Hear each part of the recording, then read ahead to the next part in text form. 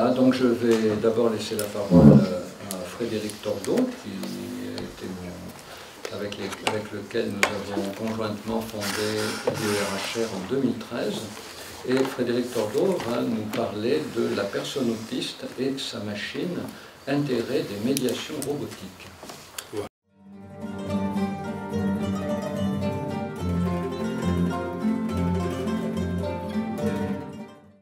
Voilà, moi je voulais parler effectivement de l'intérêt des médiations robotiques ou de la robothérapie dans les troubles de l'intersubjectivité. Alors d'abord en écartant deux croyances et donc deux difficultés dans la clinique. La première, c'est que l'usage du robot, des robots dans une visée thérapeutique ne va pas constituer un nouveau type de prise en charge. Le robot en clinique fait partie d'une famille d'outils thérapeutiques plus larges que sont les médiations thérapeutiques. Et donc ces nouvelles médiations thérapeutiques ne doivent pas être pensées comme pouvant se substituer à des médiations, aux médiations thérapeutiques plus traditionnelles. Elles ne les remplacent pas, mais s'y ajoutent, nous dit Serge Tisson. La seconde croyance à écarter, c'est que dans une pratique de psychothérapie, le robot ne remplace pas évidemment le thérapeute, c'est une sorte de partenaire pour le thérapeute, mais aussi un compagnon pour le patient, c'est-à-dire un objet qui accompagne vers une rencontre potentielle avec le thérapeute et ou l'analyste. Et donc l'objectif, c'est de médier la relation thérapeutique ou la relation de transfert et non pas de la remplacer. Ça, c'est très important. Mais avant d'aller plus loin, un robot, qu'est-ce que c'est ? Donc Wiener en a parlé comme un système qui associe trois composantes en interaction perceptive. Le robot va posséder des capteurs qui vont analyser l'environnement. Interactive, il va posséder des effecteurs qui vont lui permettre de se mouvoir dans l'environnement. Et une intelligence artificielle, ou en tout cas système de contrôle de l'information. Donc le robot, ce n'est pas une machine comme les autres. Et une caractéristique implicite distingue en particulier le robot des autres objets techniques ou technologiques, c'est sa relation à l'anthropomorphisme. C'est-à-dire que dans l'histoire, les premiers robots sont inventés pour reproduire les gestes que l'homme effectue avec ses membres supérieurs pour exécuter des tâches, comme vous le voyez avec les bras industriels. Mais au-delà de l'apparence, comme le rappelle Philippe Coiffet, l'examen du robot va révéler une répartition en sous-systèmes qui est à l'image de celle des êtres vivants et donc aussi de l'homme. Parce que le robot va disposer d'une source d'énergie, le plus souvent électrique. Chez l'homme, c'est la nourriture qui recharge les batteries, on pourrait dire. Mais également d'une structure mécanique articulée, à l'image du squelette humain. Deux capteurs internes qui vont renseigner sur l'état de fonctionnement de la machine à la manière du système nerveux périphérique de l'homme. Deux capteurs externes qui donnent des informations sur l'environnement, tout comme les organes sensoriels de l'homme. Deux moteurs également qui s'apparentent aux muscles. Et enfin, encore une fois, d'un système de contrôle du comportement de l'ensemble, c'est-à-dire d'un ordinateur qui évoque le système nerveux central. Donc, vous voyez que les caractéristiques du robot, en tant qu'objet technique, sont déterminées dès le départ par une externalisation des caractéristiques humaines, comme nous l'a très bien appris Leroi-Gourhan. Et c'est pourquoi le robot, aussi, c'est une merveilleuse machine à simuler. C'est même sa principale fonction en psychothérapie, sa capacité à simuler. Alors, mais à simuler quoi, justement? Beaucoup de choses, qui vont en particulier concerner le vivant. Et le plus simple, c'est que le robot simule le corps, parce qu'il se matérialise dans un corps physique, humanoïde, mais aussi animaloïde. Mais surtout, le robot va simuler la relation à une autre personne. Et c'est même son atout principal en psychothérapie, puisqu'il va se présenter comme un mini-autre. Alors pour autant, la relation avec un robot est très différente de la relation avec un être humain. Elle est prévisible, elle est mécanique. C'est une relation à un humain simplifié, qui n'a pas d'inconscient. Et donc, l'enfant ou l'adolescent qui craint d'entrer dans la relation, notamment au thérapeute, peut trouver, au contraire, dans la relation robotique, une manière ludique d'approcher, par cette simulation, un premier niveau intersubjectif, ce qui peut créer les conditions d'une rencontre possible avec d'autres personnes. Alors c'est pourquoi on peut utiliser la robothérapie avec des patients qui ont des difficultés à entrer en communication avec les autres, et c'est bien entendu, c'est vrai bien entendu du monde de l'autisme. Alors il y a une seconde raison, néanmoins, pour laquelle nous utilisons les robots avec ces patients, parfois et donc pas toujours. La personne autiste va se réfugier dans le milieu technologique, le numérique par exemple, dans la mesure où elle ressent les propriétés de la machine comme en résonance avec les caractéristiques de son monde psychique. On pourrait décrire cette attraction comme le fait de se ressentir couplé, comme dirait le philosophe des techniques Simondon, à la technologie. Alors un pas de plus est franchi lorsque certaines fonctions de la technologie vont être représentées par la personne autiste d'une manière semblable à certaines de ses fonctions internes. Alors je vais vous donner un exemple de cette entente secrète, de ce couplage. Un exemple dans l'ordre du programme est ce qu'on appelle en informatique les scripts. Alors vous savez peut-être qu'en informatique, il existe donc des scripts, c'est-à-dire des programmes qui vont permettre l'automatisation des machines. Ce sont des séquences ordonnées d'actions. Et l'enfant autiste peut, dans ces scripts de la technologie, comme avec un robot, retrouver une partie de sa propre conduite.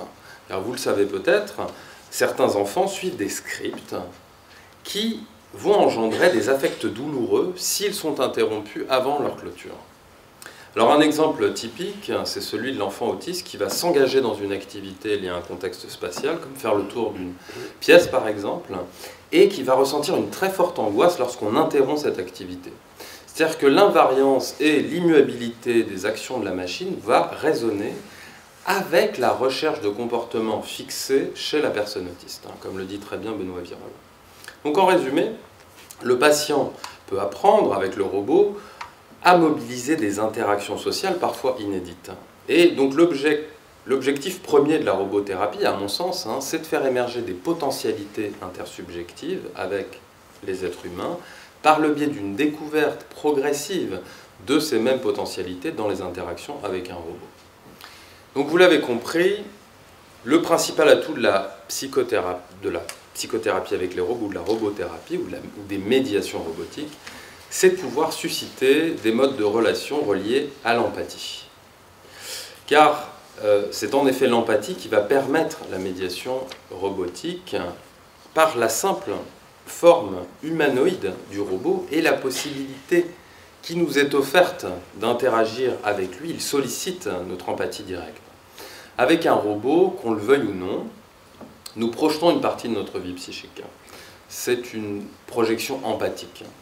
C'est-à-dire que l'on projette et à la fois on imagine, à partir de cette projection de nos propres émotions ou pensées, ce que le robot pourrait lui-même ressentir ou penser. C'est donc autant une empathie qu'une auto-empathie. Autrement dit, nous ne pouvons pas nous empêcher d'interagir avec un robot d'apparence humaine, un peu comme on interagirait avec l'un de nos semblables, et c'est ce qui nous permet de le rendre familier. Alors dans le cas des robots, cette tendance, comme le dit très bien Serge Tisseron, cette tendance à l'empathie est considérablement majorée par la capacité de ces machines à adopter à notre égard des comportements proactifs. C'est-à-dire que certains robots vont avoir la capacité d'anticiper nos réactions, de s'adapter à nos comportements, mais aussi de présenter des comportements autonomes. C'est ce qu'on va appeler l'empathie artificielle. Et c'est cette capacité du robot de susciter de l'empathie ou en produire sous une autre forme simulée, ce qu'on appelle les émotions simulées, n'implique pas nécessairement une apparence anthropomorphe. Alors, robots humanoïdes. Cependant, la plupart du temps, les robots dans le domaine de la psychothérapie sont d'apparence humaine, bien que certaines utilisations, avec les personnes âgées notamment, privilégient la forme animale, comme avec le parot. Jusqu'à 35. Super. Alors, je vais maintenant aborder deux risques de la robothérapie pour un peu poursuivre également sur la question de l'éthique. Alors, le premier risque, c'est celui de la fascination. C'est que dans les situations cliniques, il y a des situations cliniques potentielles où la relation du patient avec un robot est préférée à celle avec un humain. Et bien entendu, ce risque doit être contrôlé dans la mesure où c'est exactement le contraire que nous recherchons en psychothérapie. Alors ce risque de la fascination, il est cependant minoré par une seconde dimension dans la relation au robot qu'on pourrait dire robophobie ou la peur des robots. Car en effet, notre empathie pour les robots peut également conduire à un phénomène inattendu que Masahiro Mori a nommé en 1970 la vallée de l'étrange. Alors qu'est-ce que c'est que cette affaire-là?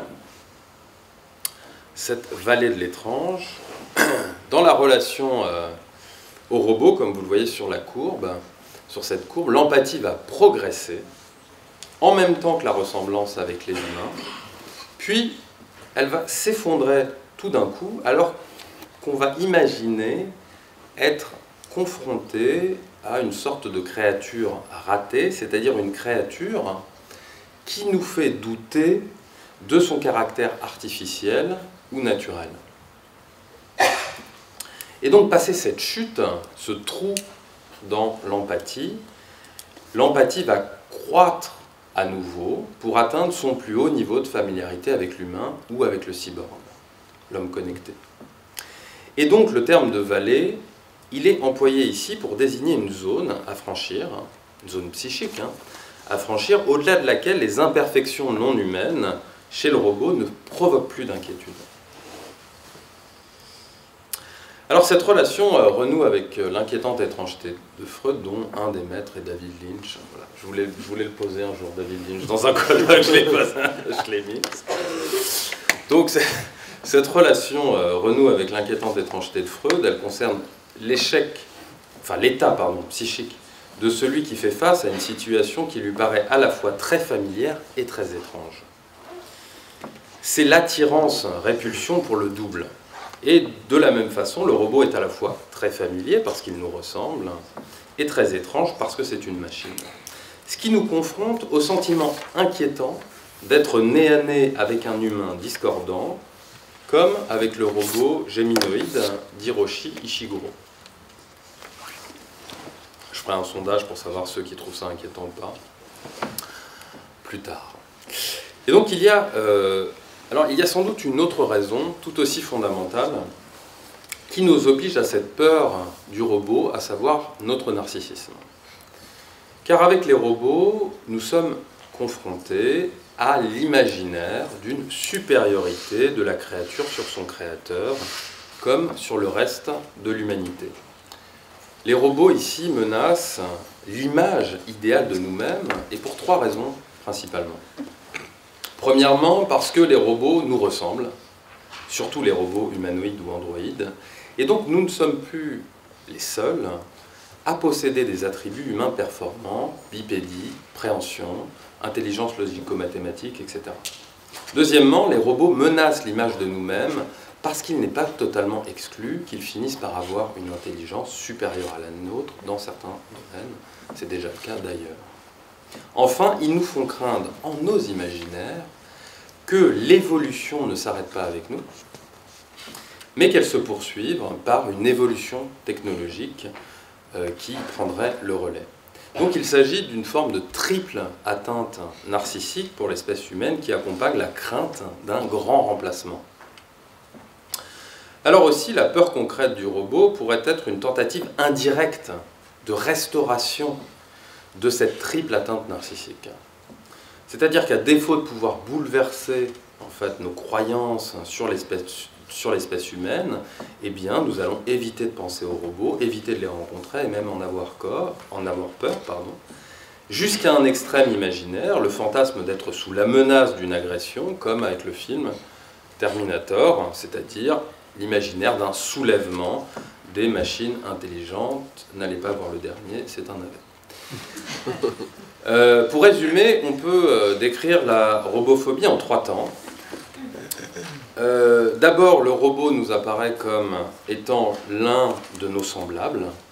Nous sommes donc empathiques avec lui, c'est le temps de l'empathie pour le robot. Puis va venir un second temps dans la relation au robot qu'on pourrait dire d'indécidabilité.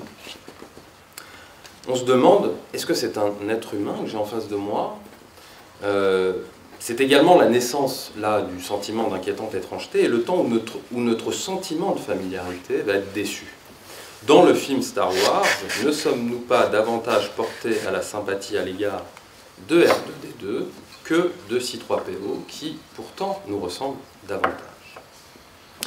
Le troisième temps est le temps d'une empathie indécidable, et pour résoudre la robophobie, il faut donc concevoir des robots en psychothérapie qui ne suscitent pas cette empathie indécidable. C'est donc le paradoxe. L'empathie pour les humains serait la principale composante qui expliquerait notre aversion pour les robots.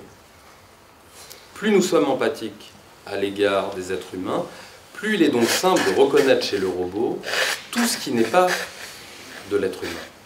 Et donc plus nous sommes potentiellement robophobiques. Et puisque la boucle doit être bouclée, de dire qu'en effet, si les personnes douées d'empathie peuvent avoir effectivement peur des robots, les individus qui ont des difficultés dans l'empathie devraient logiquement ne pas en avoir peur. Et c'est justement ce que nous voyons avec les enfants qui ont des troubles dans l'intersubjectivité. Alors vous avez compris la conséquence de ce développement, c'est que le choix du robot en psychothérapie doit prendre en compte la vallée de l'étrange, d'ailleurs parfois moins pour le patient ou pour le thérapeute, mais pour l'institution qui l'accueille, pour éviter ce risque spontané de rejet et de répulsion qui renvoie à notre imaginaire et donc aussi à nos fantasmes concernant les créatures hypermodernes. Alors pour conclure, 2 exemples de robots qui n'engagent pas une empathie indécidable que nous utilisons en clinique. Olivier Duris et Charlotte Labossière vont en parler. Le NAO, bien sûr. En clinique individuelle, on peut utiliser aussi le Cosmo, qui est un robot jouet, mais qui est vraiment très intéressant, qui a beaucoup de fonctionnalités, et qui est abordable, en particulier pour les psychothérapeutes en libéral, et le contre-exemple, le Milo, qui ressemble à la poupée Chucky. Donc c'est vraiment le contre-exemple de... Moi, il me fait peur, je ne sais pas vous, mais voilà, moi, il me fait un peu peur, donc je ne l'utiliserai pas, puisqu'il me fait peur.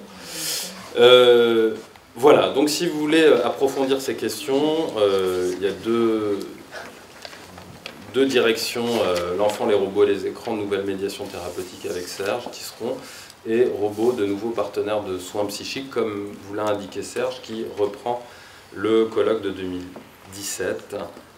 Je vous remercie beaucoup.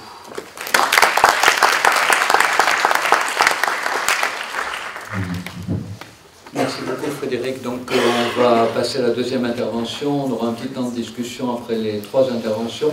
Mais je voulais d'ores et déjà remercier Frédéric de nous avoir montré la courbe de Masahiro Mori dans son intégralité. Parce que si vous allez voir, si vous avez Masahiro Mori, dans beaucoup de colloques, on présente une courbe amputée. C'est-à-dire qu'après la vallée de l'étrange, on ne voit pas ce qui se passe, mais c'est très important pour Masahiro Mori.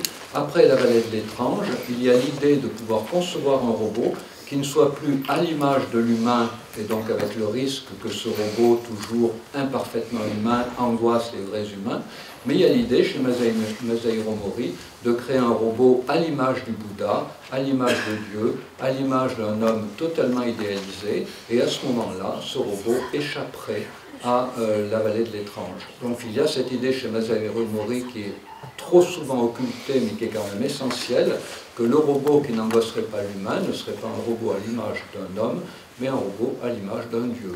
C'est quelque chose, à mon avis, qui mérite d'être médité. Voilà, donc maintenant je vais passer la parole à Olivier Duris et Charlotte Labossière. Et comme vous avez vu sur l'intitulé de leur communication, il manque un mot.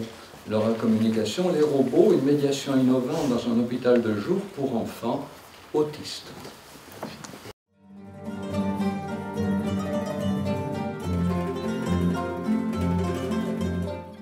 Nous aussi, on va prendre la suite de Frédéric Tordeau et on va parler du coup encore de l'utilisation des robots dans la clinique de l'autisme.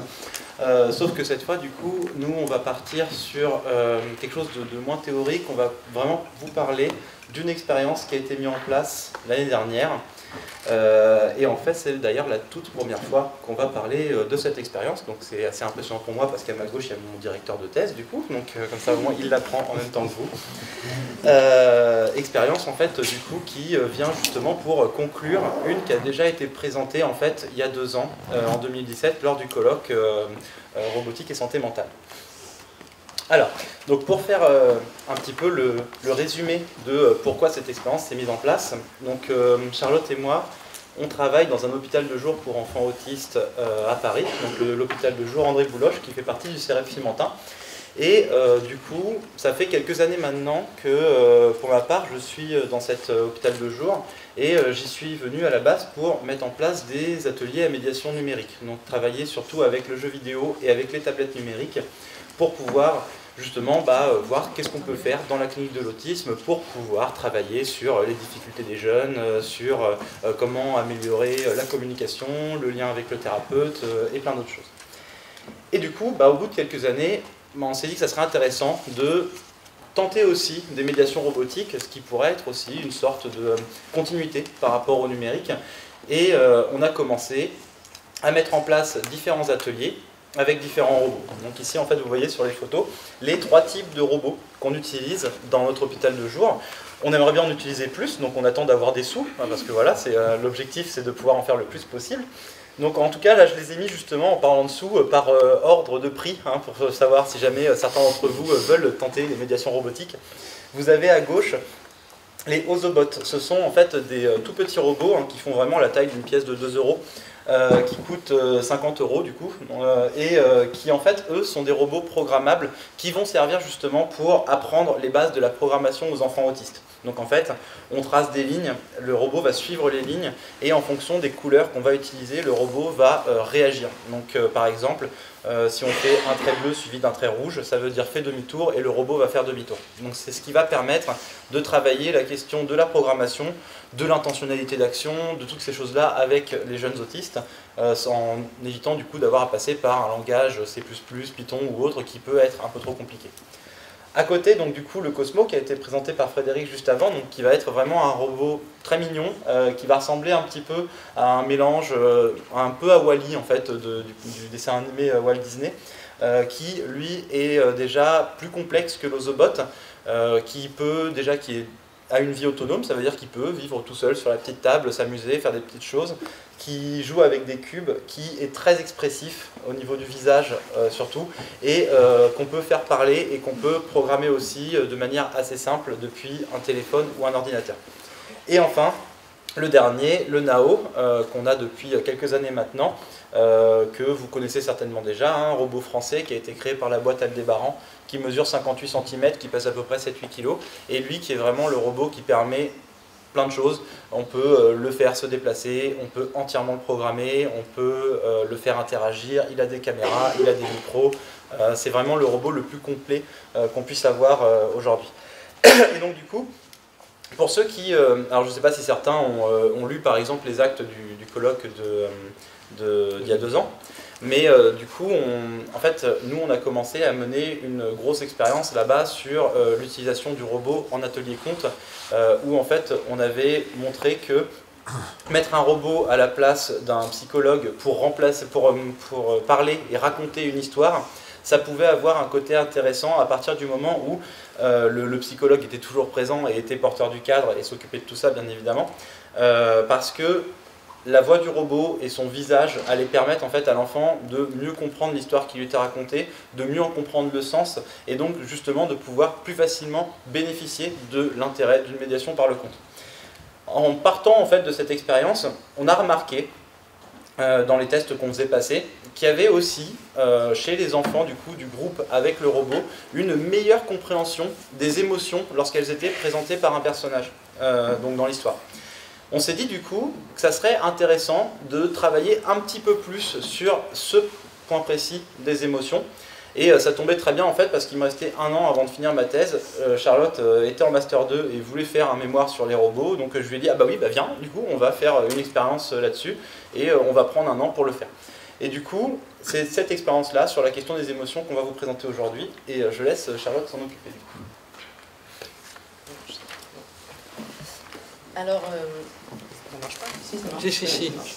Alors, au niveau des émotions, on sait qu'elles ont une fonction donc, de communication, d'organisation et d'adaptation sociale. Effectivement, lorsque nous ressentons une émotion, nous l'exprimons par des micro-expressions faciales, et en ce sens, c'est beaucoup mieux. On communique du coup notre ressenti à autrui. Les émotions ont aussi une fonction d'organisation. Par exemple, elles peuvent faire le relais entre le corps et le cerveau. Si nous ressentons une sensation désagréable, ce sera envoyé au cerveau et nous allons pouvoir adapter notre comportement face à cette sensation agréable ou désagréable. Et les émotions ont donc une fonction d'adaptation sociale dans la mesure où lorsque nous reconnaissons l'émotion d'autrui, nous pouvons adapter nos interactions et nos comportements face à ce que nous percevons de notre interlocuteur. Au niveau de l'autisme, nous savons que les personnes souffrant de ce trouble ont des difficultés dans la reconnaissance émotionnelle, mais aussi dans l'expression émotionnelle, et que cela impacterait effectivement les capacités sociales. Ces sujets ont du mal à reconnaître les émotions, notamment parce que lorsque nous communiquons, nous envoyons un grand nombre de signaux qui sont trop nombreux à traiter pour eux. Ils ont donc une perception et un traitement des informations visuelles qui est différent. En ce sens, on comprend que l'expression est également difficile pour eux, puisque l'expression émotionnelle nécessite de pouvoir reconnaître l'émotion, de réguler aussi l'émotion, et que cela est du coup difficile pour eux. Ajouter à cela leurs difficultés au niveau du langage, on comprend que ça peut impacter la capacité sociale. Du coup, c'est en ça que le robot... On est toujours bon. Oui. On peut comprendre que le robot facilite du coup la compréhension et les compétences de manière générale émotionnelles, dans la mesure où les robots sont assez prévisibles et ils ont une expression très simplifiée, voire pauvre en fait, émotionnellement. Ils n'ont pas de mimique, ils disent toujours la même chose et les gestes sont très prévisibles, qui du coup angoisseraient moins les enfants autistes et leur permettraient de se focaliser sur des points précis à analyser beaucoup plus facilement. On sait aussi que les enfants autistes ont, les sujets autistes de manière générale ont un attrait pour les machines, pour tout ce qui est mécanique, et donc on comprend que les robots peuvent être, on imagine que ça peut être un bon outil. Et on remarque. Enfin, au niveau de la recherche qui est déjà faite sur l'utilisation des robots en santé mentale et auprès des enfants autistes, on sait que les robots permettent de faciliter l'imitation et permettent aussi d'utiliser et de développer les compétences relationnelles. Le robot va encourager les enfants à imiter les gestes et les comportements et ils vont aussi encourager les enfants finalement à s'exprimer verbalement et à interagir de manière interpersonnelle. C'est pourquoi on s'est du coup demandé si un tel outil pouvait permettre l'amélioration des compétences émotionnelles, de ces enfants. Et pour ça, on a mis en place du coup un atelier à médiation robotique au sein de l'hôpital de jour, avec 3 hypothèses de base, qui étaient que suite à ces ateliers, les compétences de reconnaissance émotionnelle progresseraient, ainsi que les compétences d'expression émotionnelle et les comportements de socialisation. Alors nous, on s'est intéressé, en parlant de comportements de socialisation, on s'est intéressé aux interactions que les enfants pouvaient avoir entre eux, ou avec le robot, ou avec nous. On s'est également intéressé à la narrativité et à la théorie de l'esprit. Alors, pourquoi la narrativité? Parce que finalement, c'est la capacité de pouvoir raconter, donc pouvoir se raconter, et que finalement, ça constituerait la première interaction sociale que nous pouvons avoir. Et enfin, la théorie de l'esprit, c'est la capacité de changer de perspective, donc de pouvoir se mettre à la place d'autrui, de comprendre qu'ils ont des croyances et des interprétations différentes que les nôtres. Enfin, on a imaginé que les améliorations seront plus grandes pour les groupes ayant un robot dans l'atelier que les groupes n'ayant pas de robot, et d'autant plus si le robot est de forme humanoïde. Alors, 6 enfants ont participé à notre étude, donc 6 enfants âgés de 6 à 13 ans, répartis en 3 groupes. Donc un groupe avec un robot humanoïde, un groupe avec un robot non humanoïde, et un groupe sans robot, que nous avons appelé groupe contrôle. Et les 6 sujets ont participé à 15 ateliers hebdomadaires. Donc c'était des ateliers qui avaient pour objectif d'utiliser et de développer donc, les compétences émotionnelles à travers la narrativité et le mime. Et pour cela, on a mis en place du coup, un protocole qui était très standardisé afin de limiter les différences intergroupes. Et durant ce protocole, il y avait plusieurs temps, dont notamment un temps où un thérapeute lisait une histoire dans laquelle un personnage vivait des émotions. Et lorsqu'une émotion était nommée, on arrêtait la lecture de l'histoire et le robot mimait l'émotion. On peut le nom de nommer. Dans le groupe contrôle, c'est donc une éducatrice spécialisée qui a mimé les émotions à la place des robots.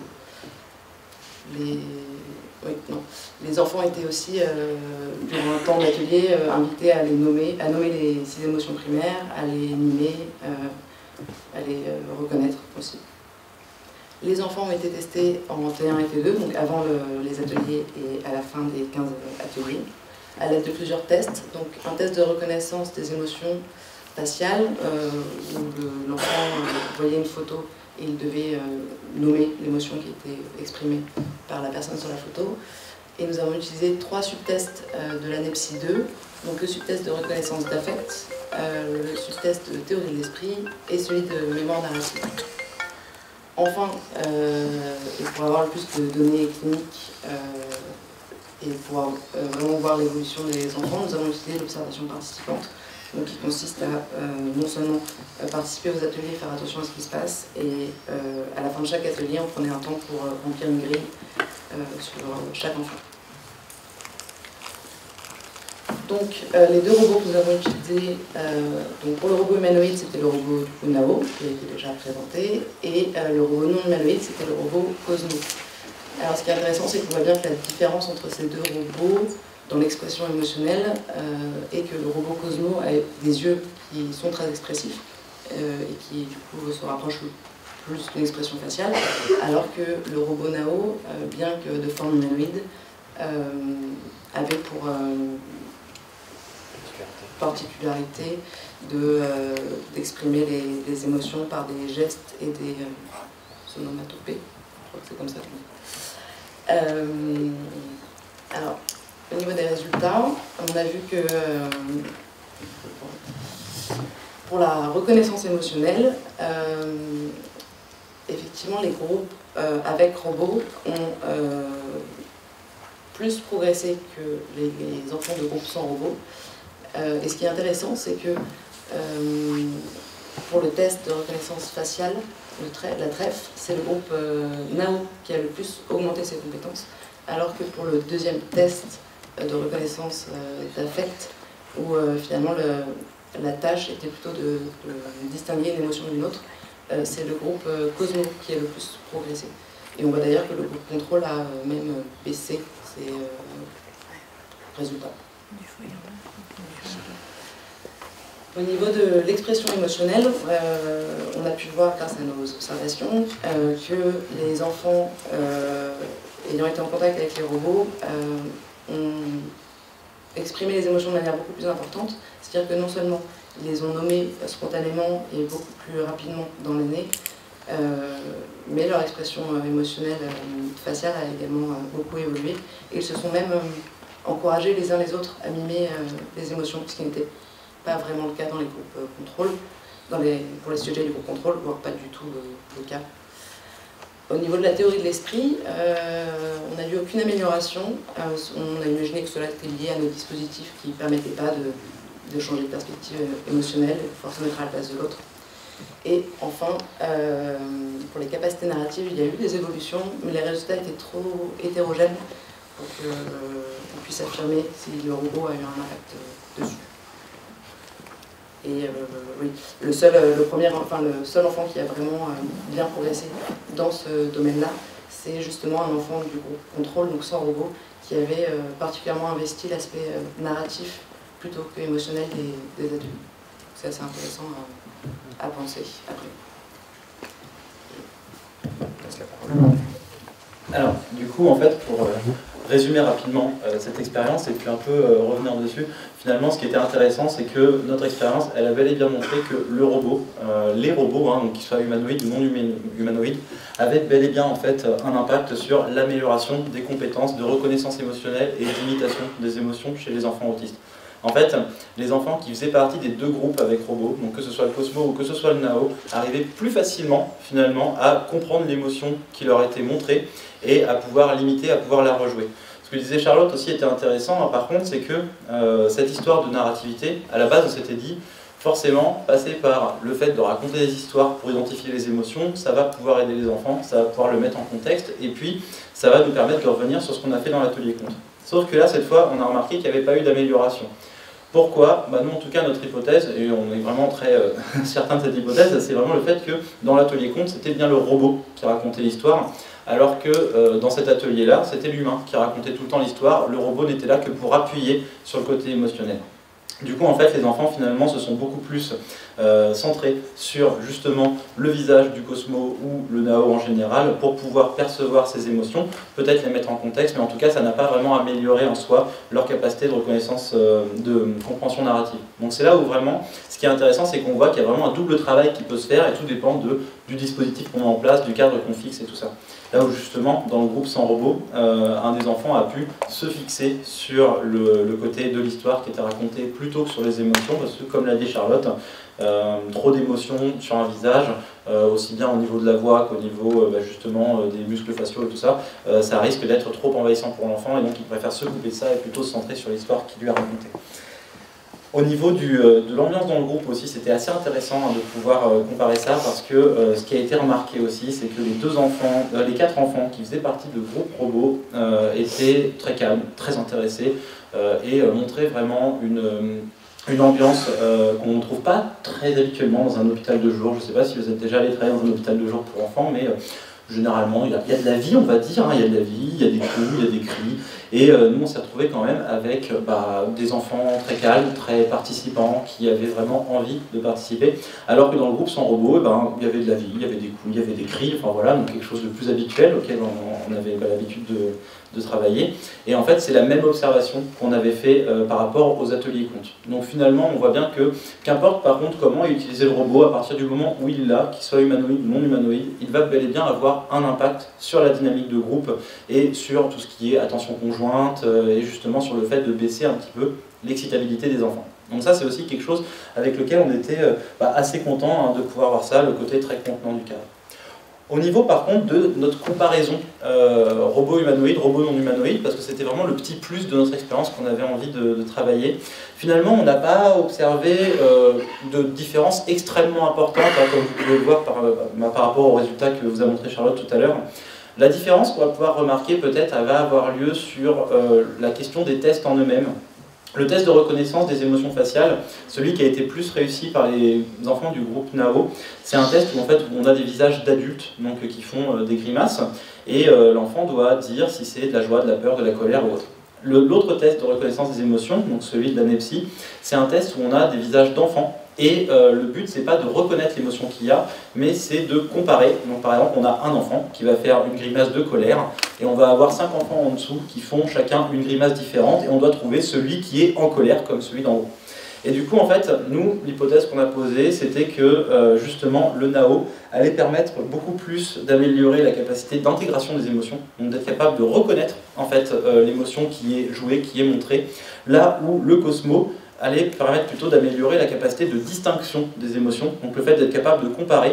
Et ça peut-être aussi parce que, comme vous avez vu avec le Cosmo, on a des yeux extrêmement expressifs, et donc du coup ça permettait aux enfants autistes de se fixer sur les yeux en eux-mêmes, et du coup de pouvoir comparer ça, parce que quand un enfant, et particulièrement en plus un enfant autiste, cherche à comprendre une émotion sur un visage, il va se fixer sur un point de détail bien précis. Généralement, ce qu'on a remarqué parmi les enfants, c'était les sourcils qui sont représentés sur le Cosmo. Par contre, on a remarqué un truc aussi assez intéressant, auquel on ne s'attendait pas du tout, c'était la manière de se servir du robot, dans le sens où, au bout d'un moment, on laissait quand même la liberté aux enfants de pouvoir contrôler le robot, histoire d'eux, en plus vous imaginez bien, vous êtes un enfant dans une salle où il y a un robot, vous avez quand même très envie de le toucher, de faire des choses avec.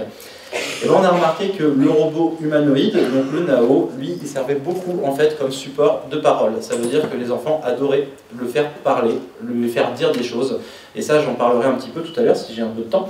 Là où les enfants du groupe Cosmo s'en sont beaucoup plus servis comme support d'expression émotionnelle. Ça veut dire que là où les enfants du groupe NAO demandaient à contrôler le NAO pour pouvoir le faire parler et faire dire des choses les concernant, les enfants du groupe Cosmo, qui pouvaient très bien faire parler le Cosmo parce que c'est possible, eux ont vraiment préféré s'en servir pour lui faire contrôler, enfin lui faire exprimer des émotions qu'ils ressentaient eux-mêmes, là où ils ne le faisaient, ils le faisaient en tout cas moins avec le NAO.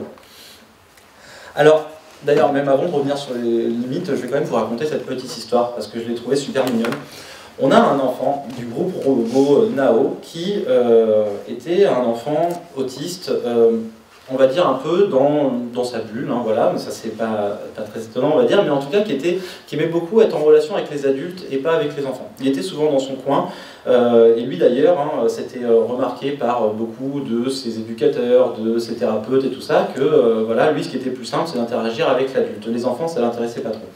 Donc on l'a pris en groupe NAO avec un autre enfant, et du coup aucune interaction entre les deux, même si l'autre enfant essayait souvent un peu de le taquiner, de l'embêter, de le pousser ou de faire des choses comme ça. Lui, il se refermait, et un jour,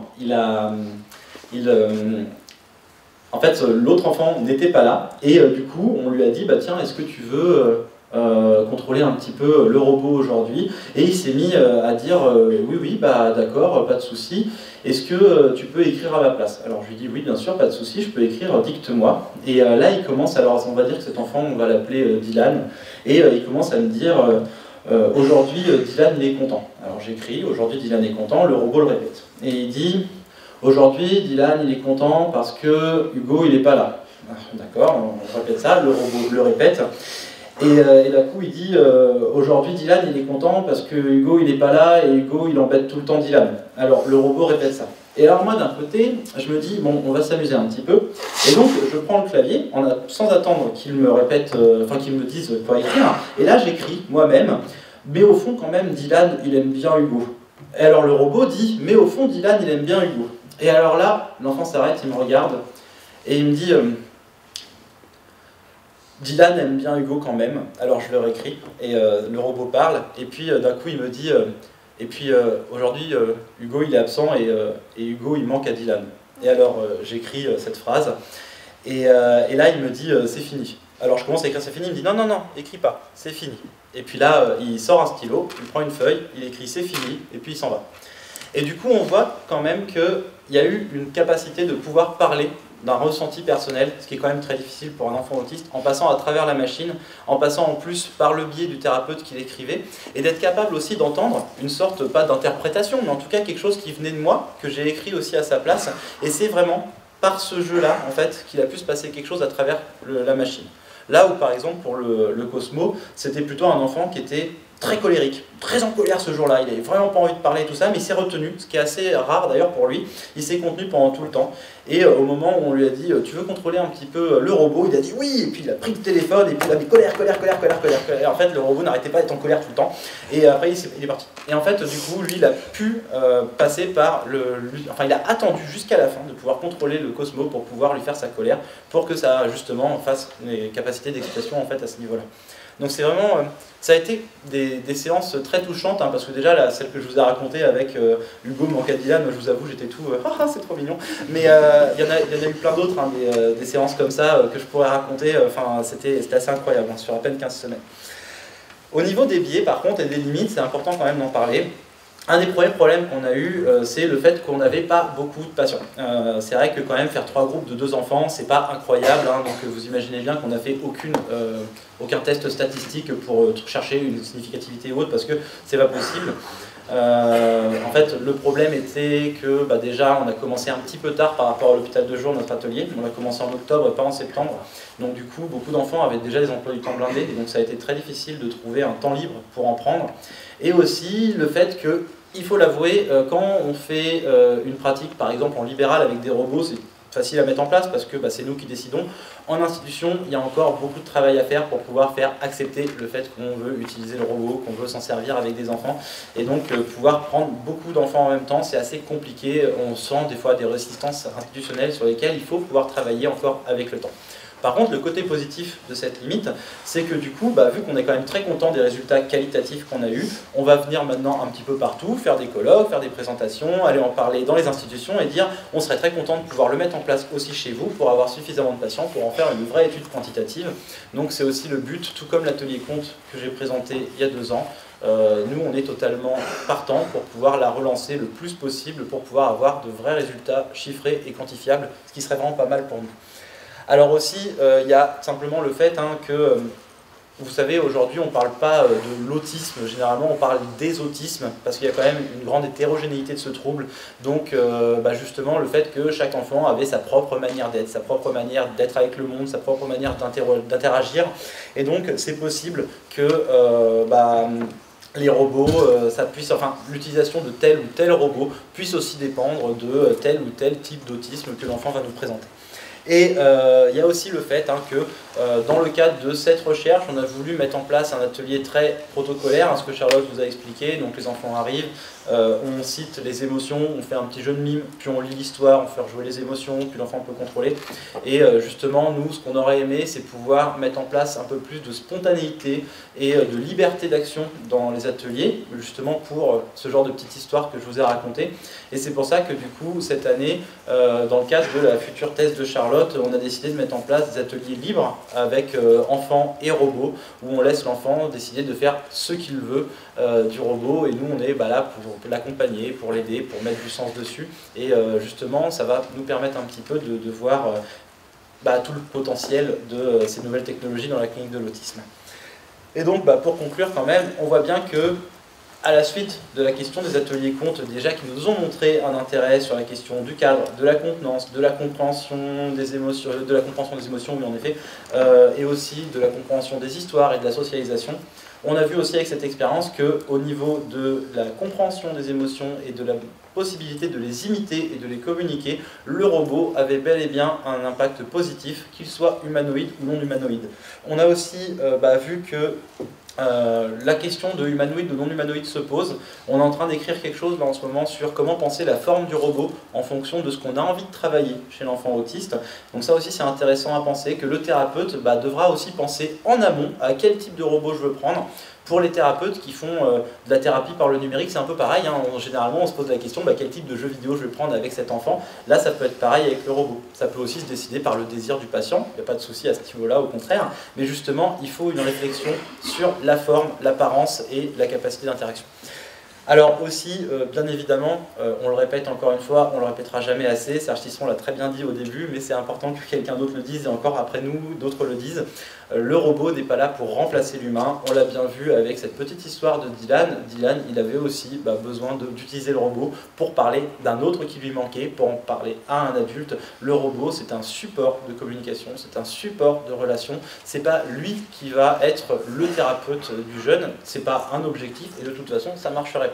Le but de la machine, c'est qu'elle soit là pour améliorer la sociabilité, améliorer la relation. C'est une médiation thérapeutique comme une autre. Un psy qui laisserait juste une feuille et un stylo à son patient en disant « tiens, dessine, c'est thérapeutique » et qui s'en va, ça marche pas, ça serait pareil en fait avec un robot. Et bien évidemment, pour conclure encore, il y a toujours une grande variété de robots comme on l'a vu sur le marché. L'intérêt, ça serait de pouvoir acheter le plus de robots possible, donc nous c'est aussi l'objectif, et continuer à faire des recherches pour pouvoir observer tout ça. Merci beaucoup.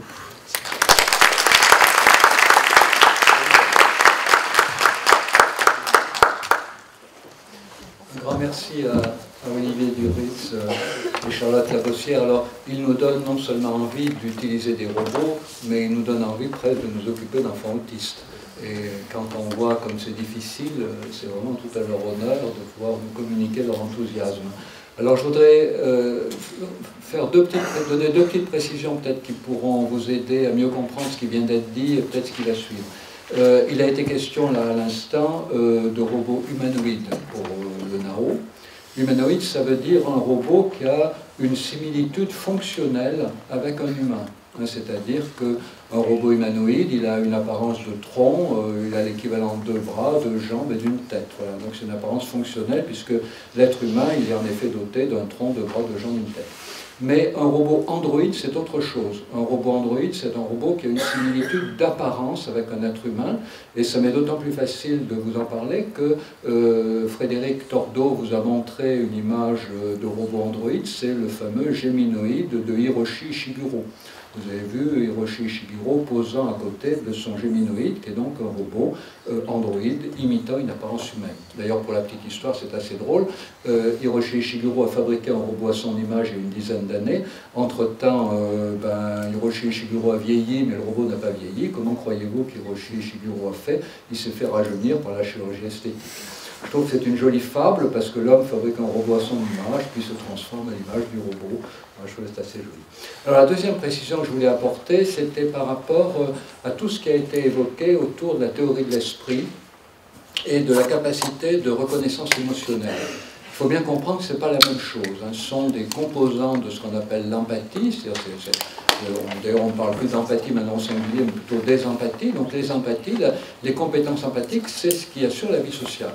Alors, il y en a plusieurs composantes. La première, c'est la capacité, en effet, d'identifier les émotions d'autrui. Je vois que tu es content, je vois que tu es triste, sans se confondre avec autrui. Je vois que tu es content, mais moi, je ne suis pas content. Je vois que tu es triste, mais moi, je suis plutôt joyeux. Donc ça, c'est en effet la capacité d'identifier les émotions d'autrui sans se confondre avec autrui. Et ça, c'est quelque chose qui est très, très, très compliqué chez l'enfant autiste. Normalement, ça s'installe aux alentours de la première année, dans le développement normal, mais chez l'enfant autiste, c'est quelque chose qui ne s'installe pas pour beaucoup de raisons qui sont autant d'objets d'étude. Il y a différentes hypothèses, voilà, soit il n'éprouverait pas les émotions qu'il observe, soit l'enfant autiste n'éprouverait pas les émotions qu'il observe, donc il ne les identifierait pas, soit à l'inverse, il les éprouverait de manière tellement intense qu'il se dépêcherait de ne plus les éprouver pour ne pas se laisser envahir par elles. C'est l'écho de la théorie dont Olivier Duritz, s'est fait l'écho. Alors ça, c'est donc la capacité d'identifier les émotions d'autrui, normalement aux alentours de 1 an. La théorie de l'esprit, aux alentours de 4 ans et demi, elle n'a rien à voir avec les émotions. Elle est uniquement cognitive, elle est uniquement intellectuelle. Je vous donne rapidement un petit exemple. Si vous avez des enfants dans votre entourage, vous pouvez faire l'expérience. Vous achetez une boîte de bonbons, alors une boîte de bonbons bien fermée, pas un couvercle transparent, en bois, en métal, tout ce que vous voulez, avec des bonbons qui sont dessinés dessus, en général c'est le cas. Vous la montrez à un enfant, qu'est-ce qu'il y a dedans? Il vous répond des bonbons, vous ouvrez la boîte, t'as gagné, vous leur donnez un bon. Vous lui dites, maintenant on va enlever les bonbons, on va mettre à la place par exemple des petites boulettes de papier. Vous enlevez les bonbons, mettez les boulettes de papier, vous fermez la boîte, vous dites à l'enfant qu'est-ce qu'il y a dedans? Ben, vous dites des boulettes de papier, on vient de les mettre. Alors vous dites à l'enfant, maintenant on va appeler ton père, ta mère, ton frère, ta soeur, ton cousin, on va leur demander qu'est-ce qu'il y a dans la boîte. Et avant 4 ans et demi, L'enfant va dire, ils vont répondre qu'il y a des boulettes de papier, puisqu'on vient de les mettre. Mais après 4 ans et demi, l'enfant va répondre, ils vont dire qu'il y a des bonbons, parce qu'ils ne savent pas qu'on a mis les boulettes de papier. Ça, c'est la théorie de l'esprit, c'est la capacité de comprendre que des personnes qui ont une expérience du monde différente ont une représentation du monde différente. Mais pourquoi est-ce que ça n'est pas une expérience? Pourquoi est-ce que la théorie de l'esprit n'est pas émotionnelle? Tout simplement parce que là, vous allez avoir 2 types d'enfants. Il y a ceux qui vont dire, par exemple, si on dit qu'on va appeler ton petit frère, il y a ceux qui vont dire, mon petit frère va croire qu'il y a des bonbons, puis oh là là, le pauvre, il va être drôlement déçu quand il va voir que c'est des boulettes de papier, il aime tellement les bonbons. On lui donnera des bonbons quand même, parce qu'il serait trop déçu. Et puis il y a les enfants qui vont dire, mon petit frère, on va pouvoir se moquer de lui, il aura cru qu'il y a des bonbons, puis il va découvrir des papiers, on va bien rigoler. Et donc du coup, on s'aperçoit que cette théorie de l'esprit, elle ne veut pas dire que vous ayez une attitude qualifiée dans la grande presse ou dans le lieu commun d'empathique. Ça ne veut pas dire, parce que la théorie de l'esprit, ça veut dire que vous pouvez anticiper la réaction de l'esprit en fonction de son expérience du monde, mais que pour autant, l'expression théorie de l'esprit n'anticipe rien sur la valeur émotionnelle de ce que vous allez éprouver face à la réaction d'autrui. Et il faut attendre 8-9 ans pour que cette capacité de se mettre émotionnellement à la place d'autrui se développe. Et là, évidemment, l'éducation, la culture jouent un rôle extrêmement important. Et on aura peut-être l'occasion d'en reparler. Mais en tout cas, ne confondez pas théorie de l'esprit et capacité de se mettre émotionnellement à la place d'autrui. La théorie de l'esprit est uniquement cognitive. La capacité de se mettre émotionnellement à la place d'autrui se construit plus tardivement et elle est beaucoup plus sous la dépendance de l'environnement et de l'éducation. Voilà, donc quelques précisions. Et maintenant, je vais passer la parole à nos 3e orateurs de la matinée, Thierry Chaltiel et Pierre-Henri Garnier, qui vont donc nous parler de réalité virtuelle et refus scolaire anxieux. Merci.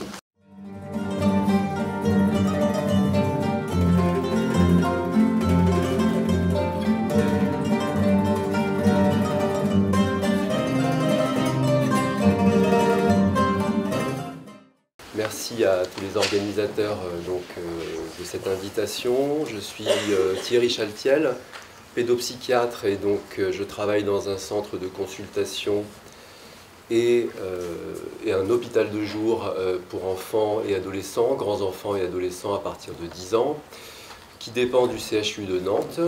Et j'ai le plaisir aussi d'intervenir ce matin avec Pierre-Henri Garnier, qui est psychologue, qui travaille aussi sur le CHU de Nantes dans d'autres services, et qui, grâce à son expérience, lui, d'utilisation de la réalité virtuelle, et c'est du coup avec la rencontre avec Pierre-Henri, qu'est né en fait alors un projet, c'est-à-dire que par rapport aux autres présentations de ce matin, cette très belle présentation d'Olivier et de Frédéric, mais là on va plutôt vous proposer une réflexion, un projet qu'on a ensemble avec Pierre-Henri et avec notre service pédopsychiatrique, de mettre en place donc des ateliers en groupe, peut-être aussi en individuel, d'utilisation et de voir ce que la réalité virtuelle peut apporter à des jeunes qui souffrent de retrait scolaire anxieux. Voilà, là encore en introduction. Il y a 2 ans, j'étais aussi intervenu dans le colloque de 2017. Effectivement, jusqu'en 2017, on avait utilisé les robots sur un modèle assez proche en fait, de ce qu'Olivier a présenté ce matin. Depuis 2017, on a arrêté, mais enfin, en tout cas, on recherche des budgets et donc on serait ravis de pouvoir aussi continuer sur Nantes, comme tu le disais tout à l'heure, à pouvoir être un centre qui s'associerait au tien pour augmenter un peu la population des jeunes et voir un peu les résultats qu'on peut continuer à avoir dans cette belle, dans cette robothérapie très prometteuse encore. Voilà, mais pour ce matin, donc, je partais de l'idée clinique, en fait, c'est pas vraiment un constat clinique, qui est de se dire que le retrait scolaire anxieux, alors en fait, bon, historiquement, ça a commencé plutôt par s'appeler la phobie scolaire, et puis la référence en fait à la phobie qui est rattachée plus facilement à la névrose fait qu'à partir du moment où, avec les années, peut-être même depuis longtemps, on s'est rendu compte qu'il y avait une très grande diversité en fait, des pathologies sous-jacentes et qui dépassaient largement le cadre des névroses. Donc c'est pour ça qu'on a changé de terme, même si bien sûr encore aujourd'hui on peut voir des retraits scolaires anxieux qui sont avec un soubassement névrotique. Néanmoins, on peut aussi voir des retraits scolaires anxieux avec un soubassement psychotique, en passant par, et c'est quand même un peu de ces jeunes-là que je souhaiterais parler aujourd'hui, en passant par les états limites, qui sont des pathologies complexes, pathologies du narcissisme, ou alors on peut aussi les appeler pathologies borderline, enfin je pense que vous voyez de quoi je parle.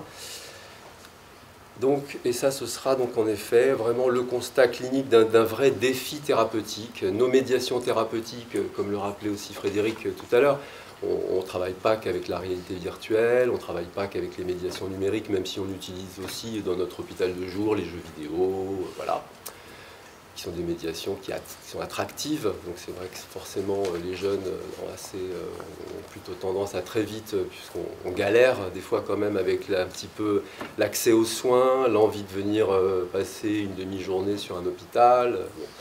Donc voilà, on a bien sûr tout un tas de médiations thérapeutiques, le mime, les jeux de rôle, les expressions corporelles, enfin voilà, je ne rentre pas dans le détail de tout l'arsenal qui existe depuis des années, les médiations créatives, le dessin.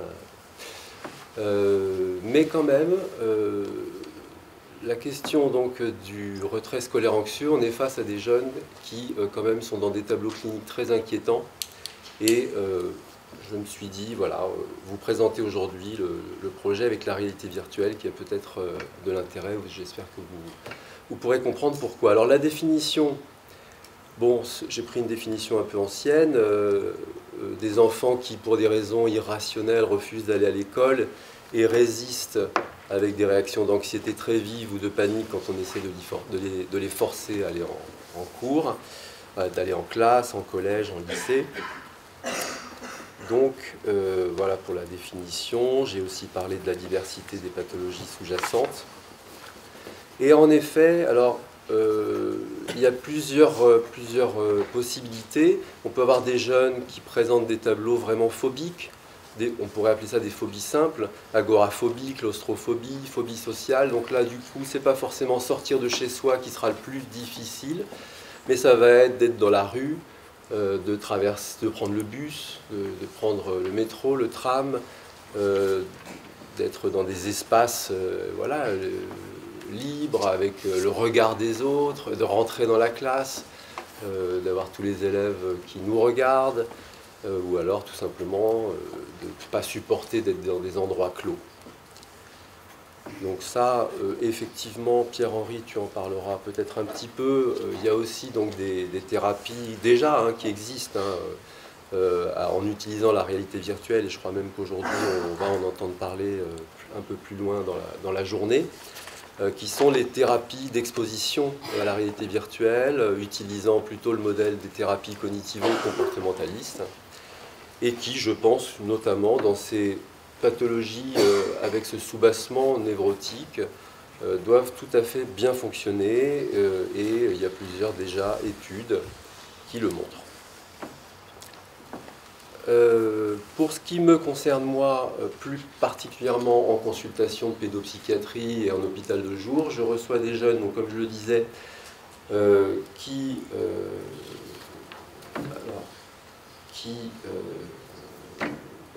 me font penser plutôt à une phobie.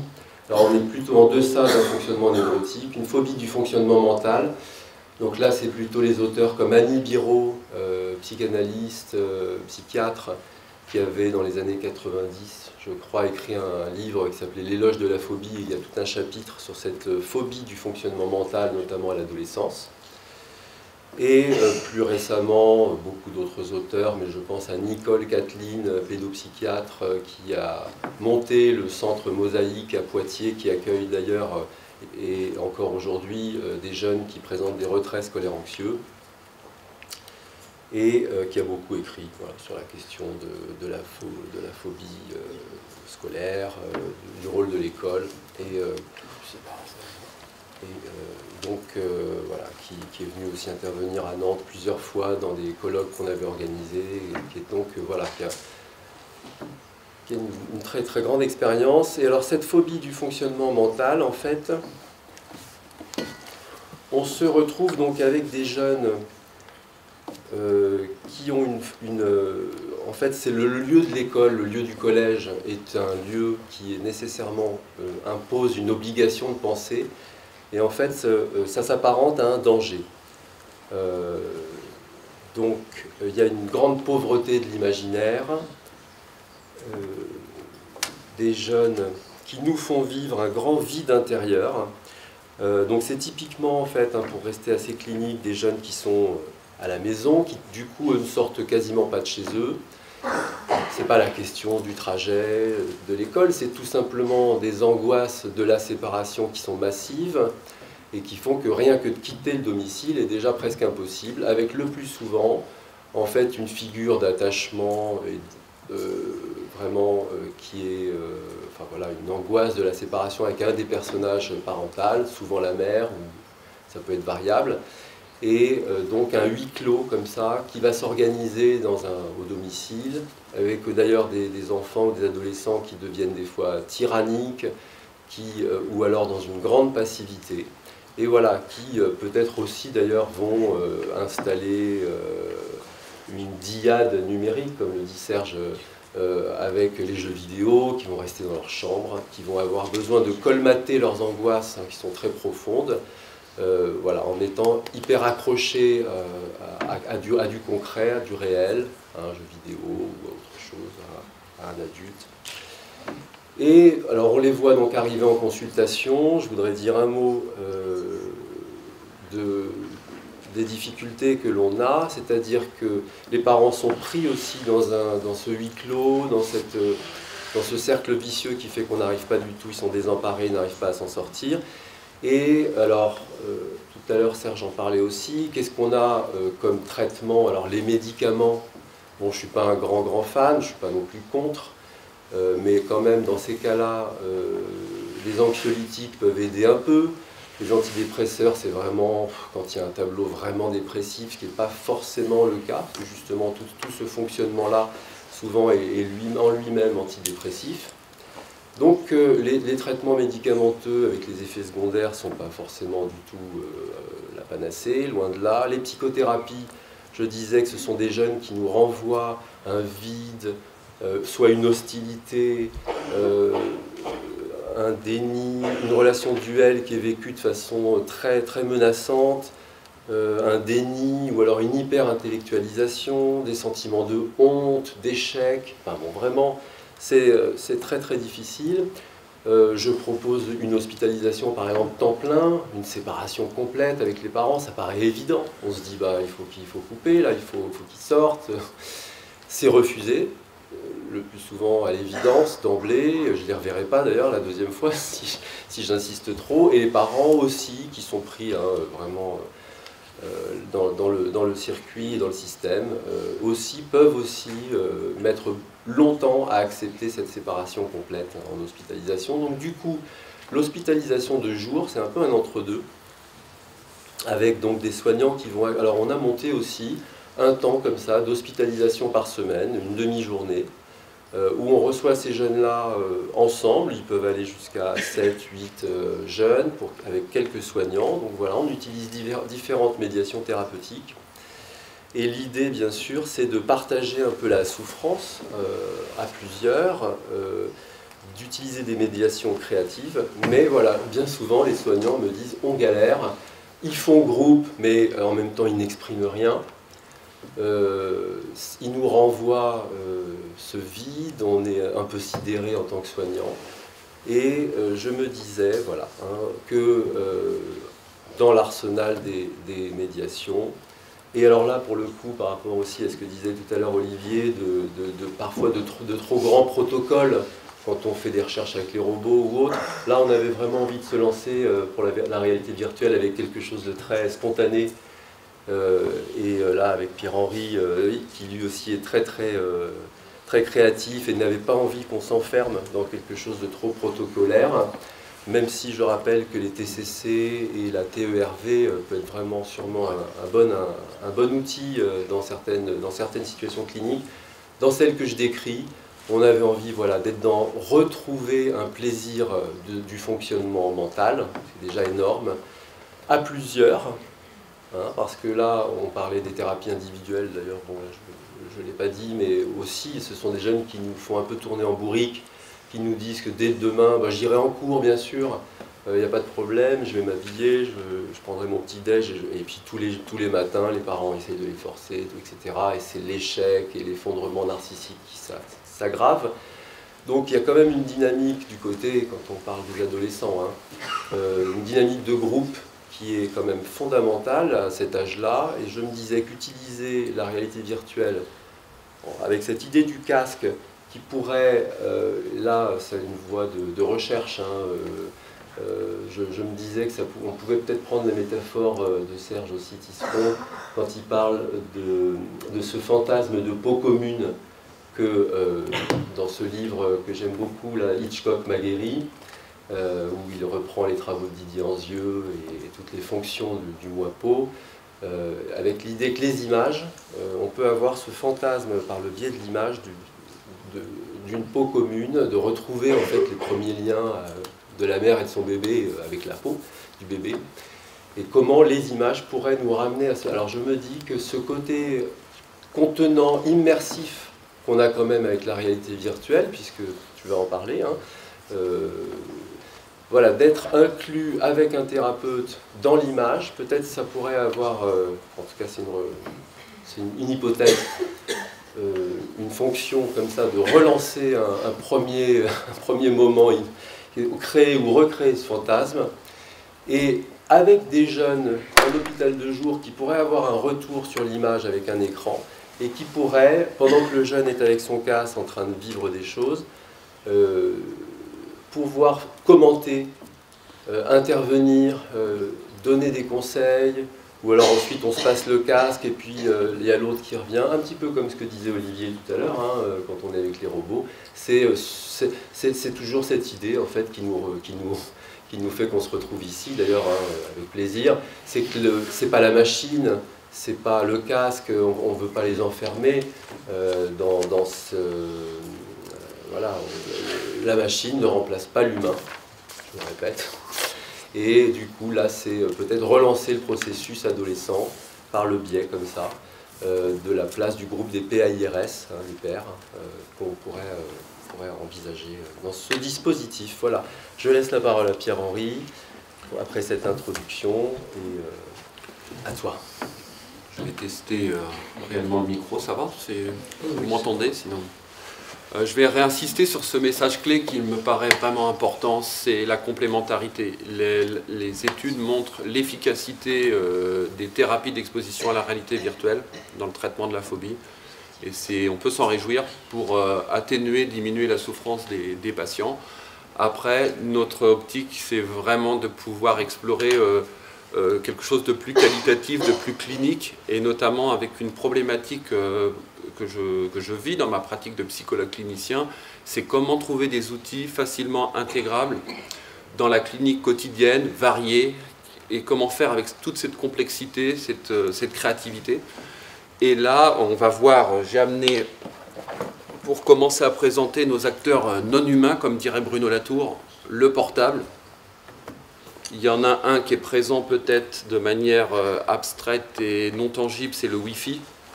Et puis pour vous montrer aujourd'hui, en tant que psychologue, éducateur, je ne sais pas, animateur, vous pouvez trimballer ces technologies pour autour de 500 € quand même. C'est un certain budget, mais un bon investissement. Et vous voilà avec une panoplie, une médiation pour créer du lien différemment. Et c'est ça un peu l'intérêt de ces approches. Donc complémentarité. Dans la littérature, il y a un phénomène, je trouve intéressant. Je suis, vous savez, un peu, on fait l'état des lieux, on est en veille. Et je vois apparaître de plus en plus des études complémentaires de la thérapie d'exposition à la réalité virtuelle, des études complémentaires qui sont autour de l'art-thérapie. Et on retrouve au cœur de ces travaux la notion de potential virtual space, en lien avec les travaux de Winnicott. Et je sais qu'il y a des étudiants en psycho, vous êtes assez nombreux je pense. Et moi, dans mes études de psycho, c'est vraiment un auteur qui m'a parlé, qui me parle toujours. Et je me dis, il y a déjà rien que chez Winnicott, tout un travail à faire, qu'on peut prolonger, comme tu disais, avec les travaux de Dansgueux et la notion d'enveloppe psychique et groupale. Voilà un peu pour poser les choses. Donc la problématique, comment intégrer la VR à une pratique clinique créative? Il faut bien comprendre que depuis 6 mois, 1 an, on a une accessibilité, une ergonomie, une légèreté. Je ne vais pas donner le nom du casque, vous le verrez très rapidement dans les médias. Il y a plusieurs casques autonomes sans fil aujourd'hui et qui sont vraiment de qualité, et je peux confirmer que dans la relation, ça fonctionne. Et puis un autre intérêt, c'est, on s'en est rendu compte, on a rencontré l'équipe, et ça a été très rapidement de pouvoir simplifier la formation des équipes. On a le casque autonome, il y a quelque chose de très ludique, et on sent que l'équipe s'appropriait l'outil. Et c'était important pour nous d'éviter en fait de compartimenter la réalité virtuelle. Vous savez, dans un service comme le praticien expert de la réalité virtuelle qui fait ça au bout du couloir, qui a sa consulte dédiée, protocolisée réalité virtuelle, là le modèle, la technologie nous permet de tester quelque chose de plus créatif, de mettre à disposition les casques, 2, 3, et de voir comment les patients, le système en général, aussi les soignants, les professionnels peuvent intégrer ces technologies-là. Donc on est sur cette idée aussi de co-créer un contenant virtuel paradoxalement socialisant. Nos 2 mots-clés, ça va être utiliser cette médiation pour socialiser, mais aussi sensorialiser. C'est comment ramener du corps, en fait, paradoxalement, alors qu'on est dans cette bulle technologique. Un petit clin d'œil entre 1960 et 2020, ça va très vite l'évolution. Et donc dans 5 ans, on aura sans doute du matériel encore plus... Après, je voulais vous parler très rapidement d'un outil que j'utilise moi dans ma pratique de clinicien qui me permet de structurer ma démarche. Je suis parti de la métaphore de l'hypercube. Alors s'il y a des geeks et des spécialistes de la VR, l'hypercube c'est vraiment cette notion mathématique abstraite d'un cube, mais dont les faces sont infinies.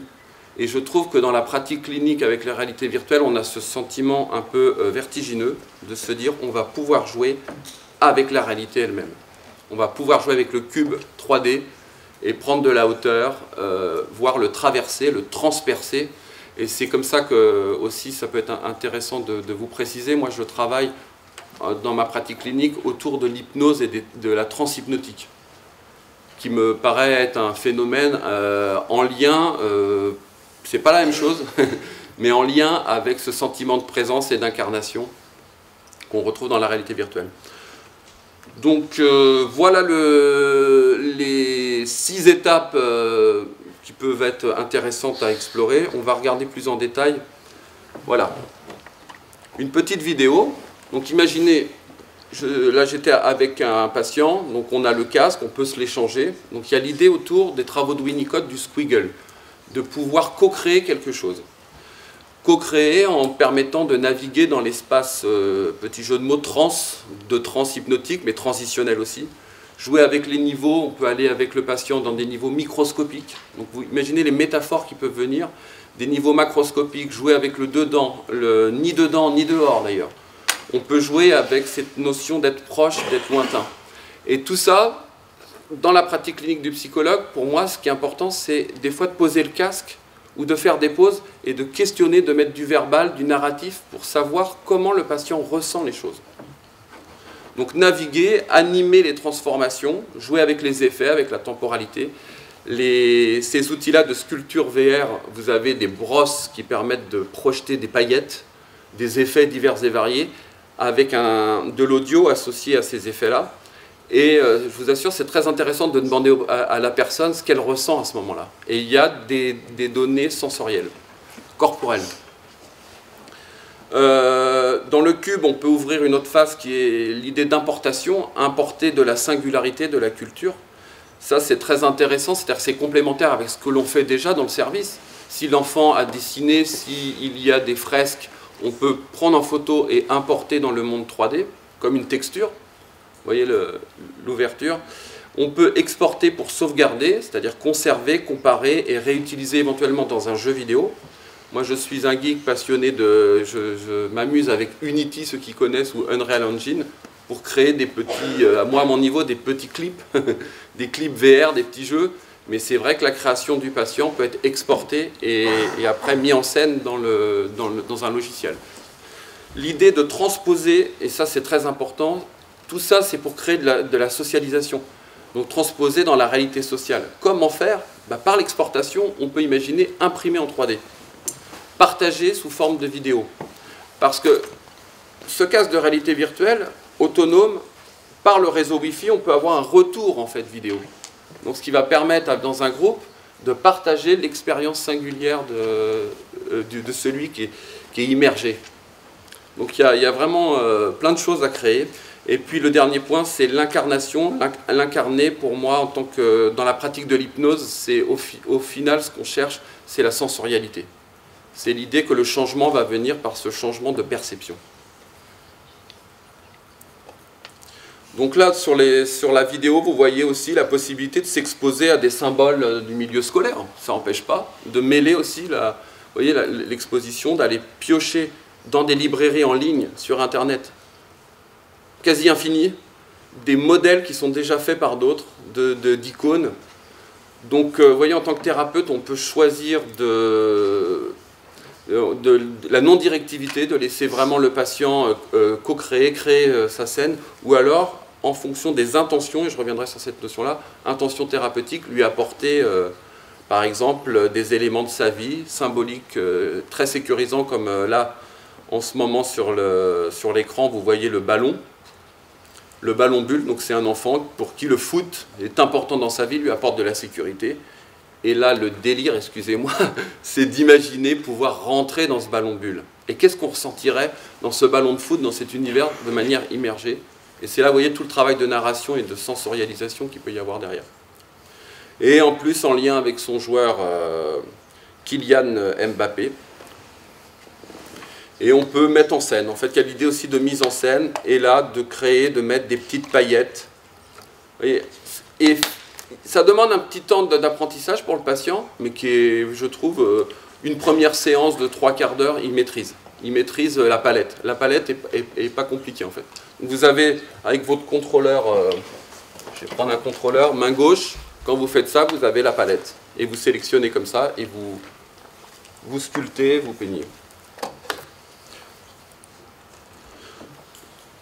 Il n'y a pas que la sculpture VR, mais c'est déjà très riche. C'est pour vous dire qu'on va travailler aussi sur l'utilisation des jeux existants. Comment utiliser la culture existante? Ça va du jeu Beat Saber, certains ont dû déjà le tester dans la salle, je pense, et jusqu'à la rencontre avec Dark Vador. Donc je vous laisse imaginer la portée symbolique de ces éléments-là. Et puis peut-être créer aussi des clips, des mini-clips VR personnalisés à partir de leur création. Eh bien, en vous remerciant, et puis en vous invitant ceux qui seraient intéressés, chez Duno, on a travaillé sur un dossier autour de la réalité virtuelle. D'ailleurs, je reconnais Evelyn Klinger qui a participé. Et donc voilà, si certains s'intéressent à ces sujets-là, de voir un peu, d'aller plus loin sur ces travaux-là d'utilisation de la VR comme médiation. Merci à vous.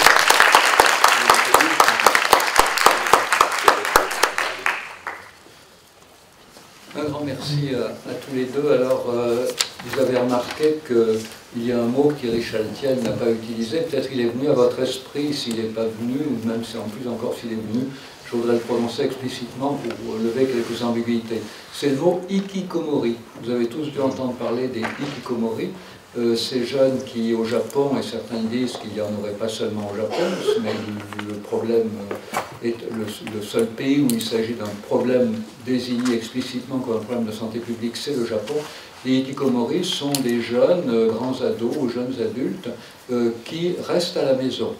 Alors, les hikikomori ne sont pas des phobies scolaires, c'est une pathologie, je ne vais pas vous en parler beaucoup parce qu'on a fait en plus un colloque il y a quelques années, un colloque franco-japonais avec Natacha Vellut, dont les actes sont publiés aux éditions Calman Levy sous le titre « Ces adolescents en retrait, les hikikomori ». Et donc le propre des hikikomori, c'est de regrouper des pathologies très diverses, mais aussi de regrouper des adolescents, des jeunes adultes qui n'ont aucune pathologie. Donc lorsqu'il existe une pathologie qui semble justifier l'incapacité du jeune à sortir de chez lui, pathologie comme l'autisme, la phobie scolaire, la psychose, à ce moment-là on parle de hikikomori secondaire à une pathologie, mais la grande question ce sont les hikikomori primaires, c'est-à-dire des jeunes qui refusent de sortir de chez eux. En fait ils peuvent très bien sortir de chez eux, mais ils préfèrent rester à la maison, des fois ils sortent quand même, et ce sont des hikikomori primaires qui peuvent rester 5 ans, 10 ans, en dehors de toute relation sociale, excepté des relations familiales ou des relations via les technologies numériques, et qui peuvent sortir au bout d'une dizaine d'années et chercher leur place dans la société. Voilà, donc ne confondons pas phobie scolaire avec hikikomori. Et petite précision encore, les hikikomori ne sont pas forcément des fous de jeux vidéo, comme ça, et là, c'était dit parfois dans les médias. Certains jouent aux jeux vidéo, d'autres n'y jouent pas. Le phénomène hikikomori a totalement son autonomie par rapport à l'ensemble des pathologies identifiées et connues. Alors, comme Thierry Chaltiel a eu la gentillesse d'évoquer mon approche de l'image, je voudrais en dire un mot aussi parce que peut-être ça vous a paru un peu abstrait. Mon idée, c'est que si l'être humain s'est engagé dans la création d'images, c'est parce qu'il est lui-même la première machine à fabriquer des images à laquelle il ait affaire. Et c'est quoi ces images? Ce sont nos images mentales. Et nos images mentales, nous avons une relation bien particulière avec elles. Hein. Dès la naissance des images mentales, nous avons quelle relation avec nos images mentales? Ben, nous y entrons, hein, nous y naviguons, nous y sommes immergés. On le sait bien, on peut s'immerger dans ces rêveries à tout âge. Ces images mentales, nous les transformons, et nous les transformons selon nos désirs. Mais d'ailleurs, quand nous n'arrivons plus à les transformer, en général, ça nous donne des attaques de panique, hein, quand on a une image qui s'impose à nous et qu'on n'arrive jamais à se représenter autrement que ce qu'elle s'impose à nous. Par exemple, l'idée que si vous prenez un avion, il va forcément cracher, voilà, il va forcément tomber en flammes. Bon, si vous avez toujours cette image-là, il faut faire une thérapie pour prendre l'avion. On va en parler tout à l'heure. Donc, nos images mentales, quand on est en bonne santé, on les transforme sans arrêt. Hein, et puis, qu'est-ce qu'on fait encore avec elles? On leur cherche du sens. C'est pour ça que le matin, quand on se rappelle de son rêve, on le raconte à des gens pour essayer de comprendre pourquoi on a rêvé ça plutôt qu'autre chose. Et quand on va au musée, on aime bien avoir des petits cartons qui nous expliquent les images qu'on voit. Donc, nos images, ça c'est les images matérielles, nos images intérieures, donc on s'y immerge, on les transforme et on leur cherche du sens, mais l'homme a toujours créé des images extérieures à lui, avec lesquelles il ait la même relation qu'avec ces images du dedans, des images dans lesquelles il puisse s'immerger, qu'il puisse transformer, et pour lesquelles il cherche à donner un sens partagé, un sens culturel, un sens commun. Et l'être humain a inventé comme ça, successivement, des tas de stratégies d'image. Hein. Il y a eu l'invention de la perspective, il y a eu l'invention du trompe-l'œil, il y a eu l'invention de la photographie en relief, il y a eu l'invention du 3D, et puis maintenant la réalité virtuelle. Et il y a un très beau film que je vous conseille de voir, c'est Jusqu'au bout du monde de Wim Wenders, parce que les héros ont la possibilité d'avoir accès à un casque qui ressemble beaucoup au casque de VR d'aujourd'hui, mais ces casques ont pour particularité qu'ils ne donnent pas accès à ceux qui l'utilisent à des images fabriquées par d'autres, mais qui donnent la possibilité à ceux qui utilisent ces casques de vivre leurs propres rêves comme s'ils y étaient. C'est-à-dire que c'est leurs images du dedans dans lesquelles ils sont immergés physiquement. Donc là, c'est une rencontre formidable dans le film de Wim Wenders entre le désir de l'être humain, enfin la capacité de l'être humain de vivre dans ces images du dedans et le désir de l'être humain de vivre dans un monde concret, matériel, physique, qui serait le reflet de ces images du dedans. Voilà, donc maintenant, ben, écoutez, la place est à vos questions, donc n'hésitez pas. Oui, donc il y a deux questions, on va commencer par madame ici. Il y a un micro qui peut se promener, et après tout en haut à gauche. Bonjour. Oui, ça marche. Oui, okay. je voulais savoir, par rapport à l'intervention de M. Tordo, vous avez parlé du risque que les jeunes autistes se mettent à préférer la relation avec le robot plutôt que celle avec l'humain. Et est-ce que vous savez comment on peut éviter ça dans la situation où ça, justement ça ne bascule pas dans l'indescriptible, ça ne rentre pas dans la vallée de l'étrange après la première phase? Oui. Alors, ce que je disais, c'est pas nécessairement en rapport avec la clinique de l'autisme, peut-être en rapport avec la clinique plus largement des patients qui auraient des troubles de l'intersubjectivité. Mon hypothèse, c'est de dire que ce risque est d'emblée minoré par en fait notre résistance en fait à rentrer en relation avec un robot du fait que nous en avons plus ou moins peur, on va dire ça, mais plus ou moins peur parce que nous sommes en empathie avec les êtres humains. Alors il y a une deuxième façon de le contrôler, ce risque, c'est la présence du thérapeute. Et la présence peut-être de plusieurs thérapeutes, même de co-thérapeutes, qui permet effectivement d'observer ce risque-là et de l'envelopper. Après, ça peut avoir un intérêt clinique. Quand un patient effectivement est fasciné et rentre dans dans une relation exclusive avec un objet technique, ça peut avoir un intérêt clinique que de le laisser faire plusieurs séances pour voir ce qui s'y joue.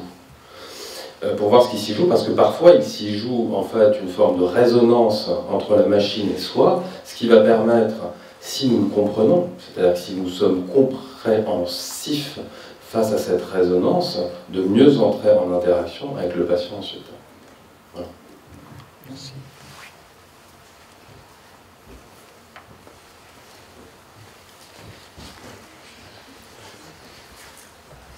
C'est renversant ce colloque.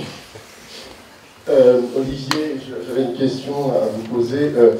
Il y a quelque chose qui m'a frappé, c'est à la fin de votre histoire avec le petit Dylan, c'est l'idée que le petit garçon il reprend la main pour clôturer le protocole.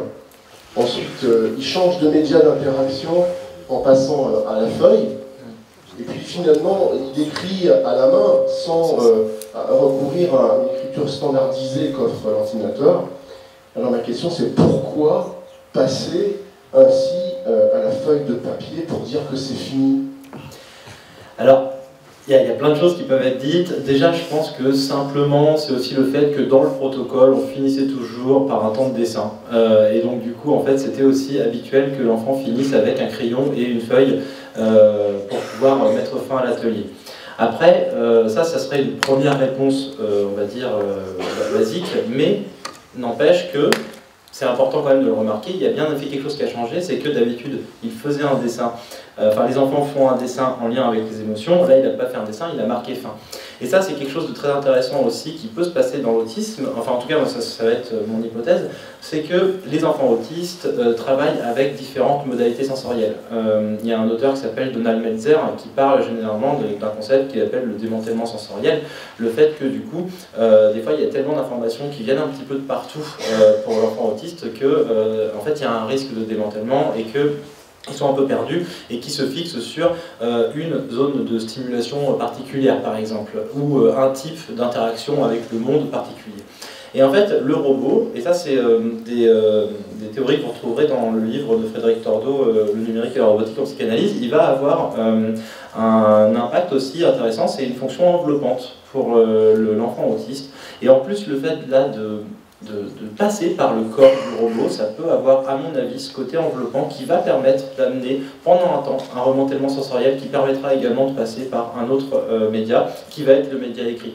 Et du coup aussi permettre de fixer, de figer sur cette feuille le mot fin pour dire bah voilà c'est aussi la fin de la thérapie maintenant, il est temps que j'y aille. Je laisse une trace aussi sur le fait qu'il soit passé quelque chose. Il y a eu pas mal de moments comme ça où la question de la trace était assez intéressante avec les patients avec lesquels on a travaillé dans cette situation-là. Par exemple, je dis un truc tout bête, mais par rapport aux ateliers comptes dont je n'ai pas parlé aujourd'hui, on a un enfant qui, après expérimentation, a passé un an dans un atelier compte sans robot, et là vient de commencer un atelier compte avec robot. Et c'était un enfant qui peinait énormément à suivre, à écouter, et encore plus à dessiner, donc à laisser une trace. Avant-hier, premier atelier compte avec robot, donc on lui dit, dessine, à chaque enfant on dit dessine une scène du conte qui t'a plu, et lui, pour la première fois, il n'a pas dessiné un gribouillis, il a dessiné le robot Nao me raconte une histoire. Et donc c'est aussi intéressant de pouvoir passer par là à ce moment-là chez les enfants.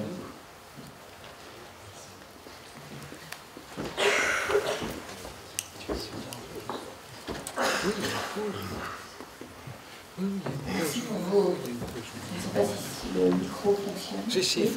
Merci pour vos interventions fort intéressantes. Je vais rebondir sur la dernière présentation et je voudrais juste faire une petite alerte. Je sais qu'elle va être prématurée par rapport à la journée puisqu'il va y avoir plusieurs interventions qui vont parler de réalité virtuelle et que je vais intervenir plus tard. Mais on a un jeune public et je ne sais pas s'ils participeront à toute la journée. Je voulais simplement évoquer le fait que il me semble que M. Garnier a présenté quelque chose et qu'il possède une certaine maîtrise des outils qui vont avec les technologies. Donc il ne faut pas croire que ce soit aussi facile que ça. En plus, il a présenté la réalité virtuelle comme étant systématiquement un casque, enfin basé sur l'usage d'un casque. Ce n'est pas un volet de l'usage de la réalité virtuelle. Ce qui est très important, comme il l'a montré, c'est le contenu. Et moi, la question que j'aurais à votre égard, c'est vous avez plus ou moins lancé un appel par rapport au projet que vous êtes en train de monter. Est-ce que vous êtes en train de structurer une recherche? Est-ce que vous êtes en train de mettre en place un protocole pour valider l'efficacité du traitement que vous êtes en train de monter? Est-ce que vous vous placez dans cette dynamique? Moi, où on en est, c'est vraiment la première étape du projet exploratoire, de rencontrer les équipes. Après, c'est vrai que si on peut aller du côté aussi des financements, mais je laisserai plutôt par rapport à ta connaissance institutionnelle. On va voir ce qui est faisable. Je reprendrai presque aussi l'exemple, par exemple, quand on avait travaillé entre 2014 et 2017 avec des robots. La première année, on était vraiment parti sur une appréhension vraiment ludique, spontanée, justement comme le montrait tout à l'heure Olivier. Les jeunes essayaient, on a travaillé aussi avec des autistes, essayaient de, ce qui est donc difficile pour eux, de communiquer, et le robot était un peu un porte-voix, comme on l'a bien vu, de communiquer entre eux par le biais du robot, mais sans trop protocoliser les choses. Avec donc une première période où c'était les gros mots qui sortaient en premier, puis ensuite on a structuré, on les a un peu soutenus pour passer à autre chose, sinon ça pouvait... Et je pense que pour la réalité virtuelle, comme je le disais en introduction, c'est un outil de plus, donc je ne pense pas non plus que les spécificités, on va peut-être les voir venir progressivement. Là, on a plutôt envie de se dire que dans ce groupe-là, on voit que les outils habituels, c'est quand même vraiment difficile de mettre les jeunes en mouvement. Est-ce qu'il faudra commencer par des temps individuels avec juste un clinicien avant de pouvoir utiliser la réalité virtuelle en groupe? C'est une question. Tout à l'heure, je parlais, c'était peut-être effectivement un peu théorique, le fantasme de peau commune, là, mais c'était de dire en fait que ces jeunes sont tellement quand même habitués à être dans un huis clos, dans une dimension où le corps, le disait Pierre-Henri, est presque clivé du monde réel. Donc comment est-ce que dans un premier temps s'exposer et faire quelque chose en public, c'est vraiment très difficile. Donc peut-être que par le biais de ce casque, de cette immersion, on va avoir une espèce de première peau un peu rassurante qui permettra peut-être dans un second temps de travailler ça sur un mode groupal ou alors d'emblée sur un mode groupal. Mais effectivement, je pense que vous avez raison. Si on utilise ça 1 an, 2 ans, 3 ans, parce qu'en général ça met quand même beaucoup de temps, hein.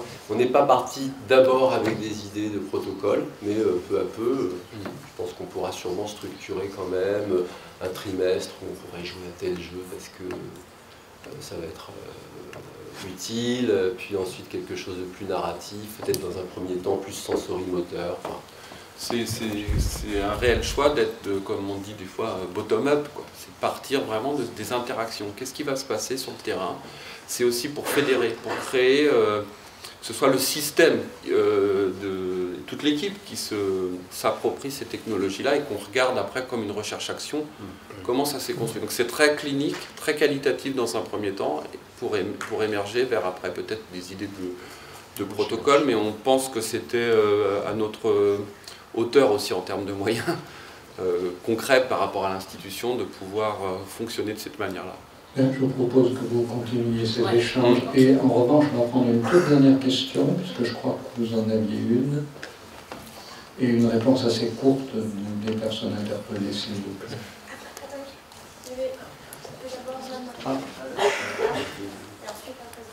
Ok, on pose les deux à la suite.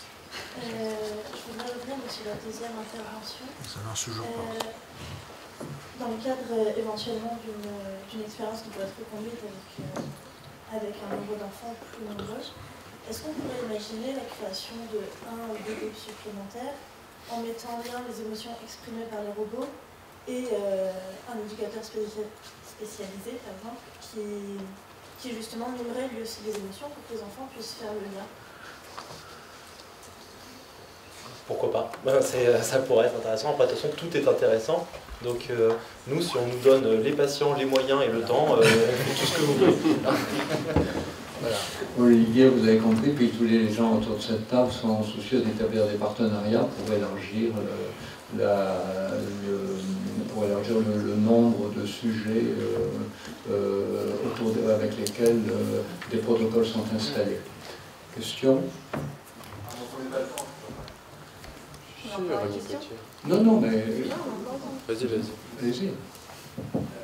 Oui, en fait, déjà merci à tous les intervenants. Vous avez tous souligné d'une certaine façon l'importance de la place du thérapeute dans l'utilisation de ces outils, que ce soit les robots, la VR, etc. Je voudrais rebondir là-dessus et précisément sur l'un des aspects que vous avez souligné, Frédéric, sur l'absence d'inconscient chez les robots.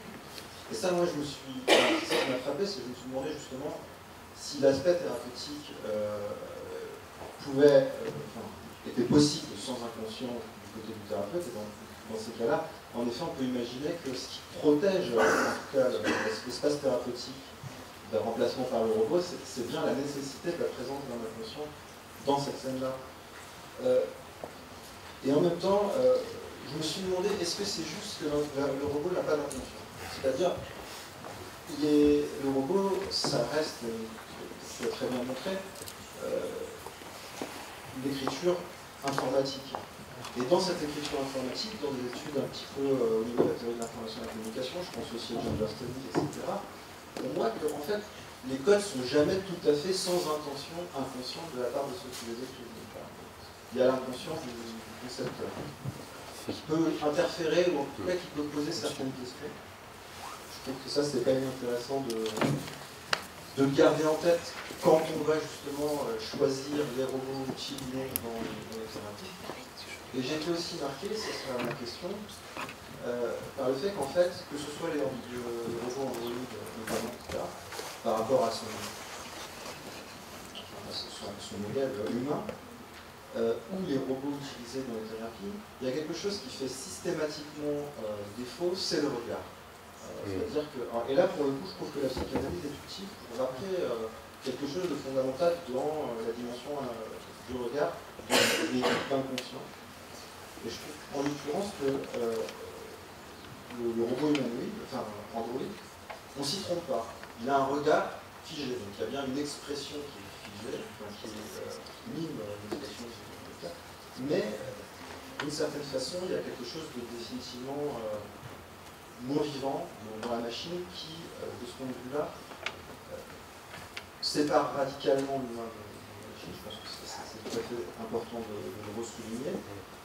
Mais je m'interroge, moi, sur l'un des autres aspects des robots dont on n'a pas encore parlé, peut-être encore, c'est les robots invisibles. C'est-à-dire tous ces bots qui miment parfaitement la parole et qui, là, sont très inquiétants aussi du point de vue de parce qu'on n'a pas, contrairement aux robots physiques, la possibilité de repérer qu'il n'y a pas de regard.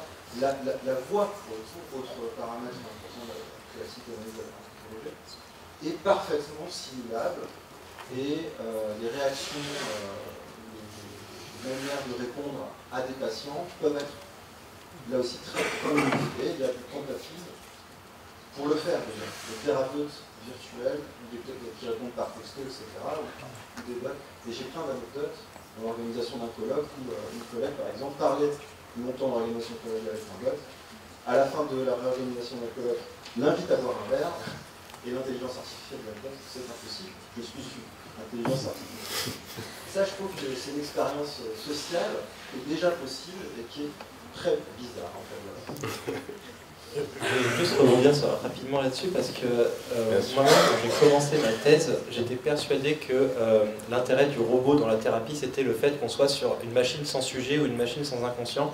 Et je suis en train de revenir dessus parce que les enfants me font remarquer, il y a du Olivier dans le robot, parce qu'en même temps, Olivier, il s'est beaucoup plaint, parce que j'ai mis 50 heures pour programmer 10 minutes de compte, donc à chaque fois, je suis c'est long et tout ça, et à chaque fois, mais c'est ton robot, c'est toi qui as fait ça. Et donc, en fait, maintenant, je pense plutôt qu'on peut parler plutôt de machine, enfin, d'outils, de coup, sans pulsion, plutôt que sans sujet ou sans inconscient, parce que c'est le manque de pulsionalité, qu'elle soit scopique ou qu'elle soit par la voix, qui est intéressant. Et c'est pour ça que nous, on milite beaucoup. Je parlais du fait qu'on essayait d'intervenir dans un colloque là, pour parler de l'apparence et du robot et tout ça là, sur l'autisme. Nous, avec Charlotte, on essaie vraiment de militer sur le fait que le robot doit rester humanoïde, mais ne pas aller dans l'androïde, pour l'autisme en tout cas. Et pareil pour la voix, qu'elle reste robotique et qu'elle ne soit pas trop humanisée, qu'on reste vraiment sur le moins de pulsionalité possible. Mais par contre, en effet, du sujet, je pense qu'il y en aura toujours. Ouais. Bien, écoutez, je crois que vous ne manquez pas de matière pour échanger dans la pause café qui s'annonce maintenant.